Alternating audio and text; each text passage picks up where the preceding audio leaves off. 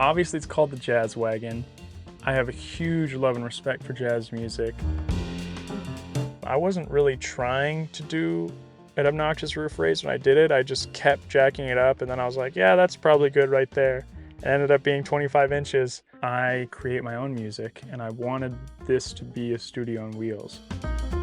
What's up, everybody? My name's CJ Rislev, and this is my bus, the Jazz Wagon. Let me show you inside. All right, everybody, this is the kitchen area. I really wanted to keep it classy. I wanted like a kind of speakeasy look. I love the light pine countertops with the dark cabinetry, and I wanted it to just be clean and just smoky jazz bar vibes. I mean, it's the Jazz Wagon, so I'm trying to keep that vibe going. Very, very important to me that I had an oven. I wanted to have enough space for cooking Thanksgiving turkey, you know, all the good stuff. 3-burner stove and then oven, that's all hooked up to my propane underneath. I got my little sink right here. This is just a foot pump sink, works really well for me. That's all I really need. This under here is pretty much just the gray water system, my little pump system. Everything I need is just all contained in there. I just have 12 gallons. A lot of people are surprised by that, but it's just kind of all that I really need. So right, of course, next to that is the fridge, which is an obnoxious behemoth of a fridge. I have 2 fridge doors and 2 freezers. This was pulled out of a huge $8 gajillion RV. If you're ever traveling with me and you want to store some ice cream, let me know. I got plenty of freezer space. I really love making drinks for people. I got my kind of mixology set right here. I've done some bartending in the past, and I want to kind of keep that ball rolling. So I wanted to make sure I had a place to put glassware. I used the nice little wine bottle wrapping thing. I have my little pipe collection right here. I'm a big pipe smoker, so that's important to me. This right here is super important to me. This is my little shrine to my parents. I am so lucky to have the 2 most wonderful human beings on planet Earth for parents. I have a little plaque dedicated for them and all the love and support they gave me while I was building out this bus. So in this cabinet underneath, I have all my electrical. I have 300 amp hours of battery life, and I have 840 watts of solar panel on the roof. That all goes into my 3,000 watt inverter, so I can run all my music equipment. And so far it's worked out for me. The legendary Jazz Wagon guest book, this is a really important part of the bus to me. Every time somebody comes in here, I try to have them sign. I've had mechanics that have rescued me that have signed this, and I don't know, it's just really special to me. This whole kind of storage area right here is kind of just extra miscellaneous storage. I built that super randomly, and I've just been throwing all my extra stuff in there, but this is kind of became the place where a lot of my extra music gear and merchandise and everything live. I just printed Jazz Wagon t-shirts, which I'm so excited about. They look so cool. I haven't started selling them online or anything yet. It just was the first step of me taking myself seriously as a musician. My transition in the bus life was very I knew I wanted to do it. I made a plan.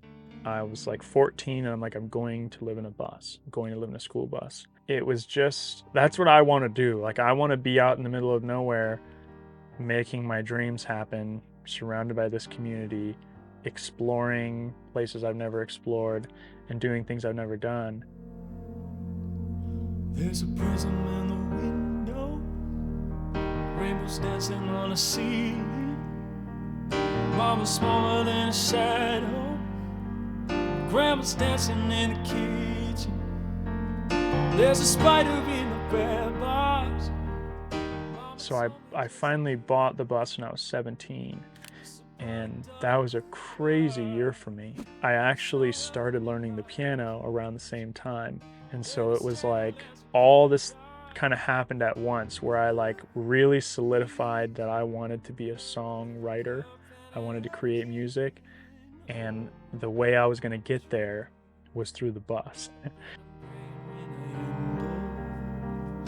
I know I shouldn't be, that a similar mercy, oh, is granted for me. Oh, I'm afraid of the hand that feeds, 'cause it's big enough to crush me too. afraid of how the heart beats and what it makes you do.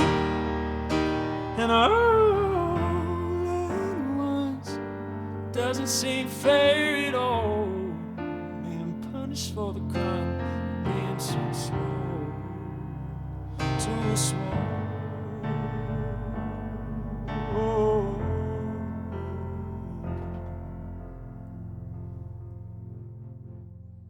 So this is my studio. This is Jazz Wagon Studio. This is the heart of the bus right here. This is where the magic happens. That's the kitchen. This is the kitchen. The whole like idea with this area was like, I knew this is where I was going to be spending most of my time. So I had to build it to be comfortable. I had to fit all the equipment. I pretty much got the piano right here. This just nicely tucks into this drawer like so. I got kind of just various speakers and knobs all around me. I have my computer. I actually have another computer down here, and then this is my laptop. I kind of use those for two separate things. It's more for the music.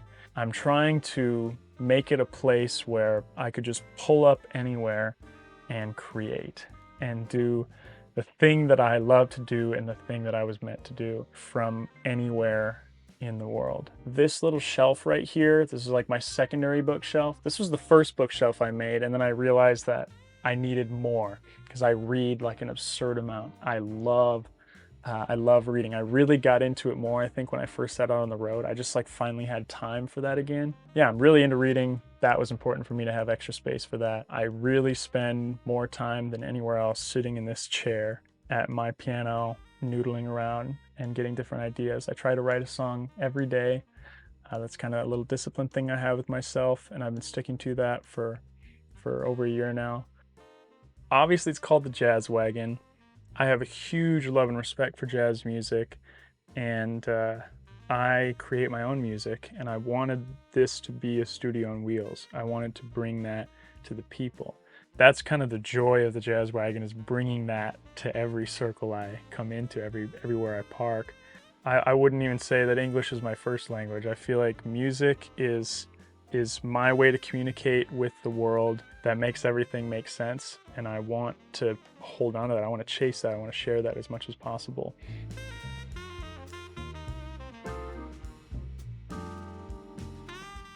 Here's the living room. Welcome. This like took a lot of brainstorming, I feel like, to get this area to feel good. And I wasn't sure exactly how I wanted it, but it was important that I had an obnoxiously huge closet. So this closet area right here, I have hanging closet space, which is crazy. Not a lot of people have hanging closet space when we live in rigs here, but I got everything I need. I have like these shelves over here, pants, underwear, socks, everything, jewelry, and then all my hanging stuff. I have a lot of suits. I probably have like 7 suits in my bus right now. So I like to go out in nature dressed well, treat nature with respect. This is the kind of little, I got my wood stove over here, my cubic mini. Keeps me warm and toasty. Made tea on that thing a couple times, roasted marshmallows on that thing a couple times. Love the wood stove. Super, super cozy having a fire in here. The windows I left in so you get a good amount of natural light in here. I sit here and read a lot. I do a lot of reading. Every one of these couches have storage in here. That's kind of where I keep my tools and everything, extra blankets and stuff, extra music equipment. I actually used the foam that's in these couches. It's from the original bus seats, which I'm really proud of. I tried to reuse as much of that as possible. That's kind of why I stuck to like the leather look too. I wanted it to feel like a little piece of the original bus seats were still here. I got the record player right there. That was like a no-brainer. I needed to have a record player. All the records are tucked behind it. I wanted to feel cozy back here, and I wanted people to be able to sit and be comfortable while I can kind of be a host. I love hosting people in my rig, and I've met so many wonderful people on the road, and any opportunity I get to bring people in here and have a nice chat and be vulnerable, I'll take it. So I love this little area, and I feel like it's a good use of the space. A lot of times people will come in here and be like, so you just turn this couch into like a bed then? Like this is where you sleep? I'm like, no, I sleep up top. They're like, what? So the bed is actually lofted, and that it's a king size bed, and that's all right above my head right here. So when you're sitting back here, it's comfortable. It's just enough space to sit. I have a good amount of space between my head and the ceiling. But right up top is the bed. So yes, this is the bedroom area. I'm really, really proud of how this turned out. It's kind of built around this huge bed that I got. The opportunity for the bed kind of just fell into my lap, and I'm so glad that I have the bed that I have. This is the most comfortable bed I've ever slept on. It's a king-size bed. It's 12 inches of memory foam. I love this thing. I'm feeling like lethargic just laying here. Like I could literally fall asleep right now. So I got these storage cabinets right over here. I just kind of throw all my bedside stuff in there. I feel like I don't utilize these enough, honestly, but there's a good amount of space in there. So I kind of will keep like little water bottles and things, extra books. I always need more space for books. I have my bed accordion. Everybody has a bed accordion. Where else do you keep the accordion?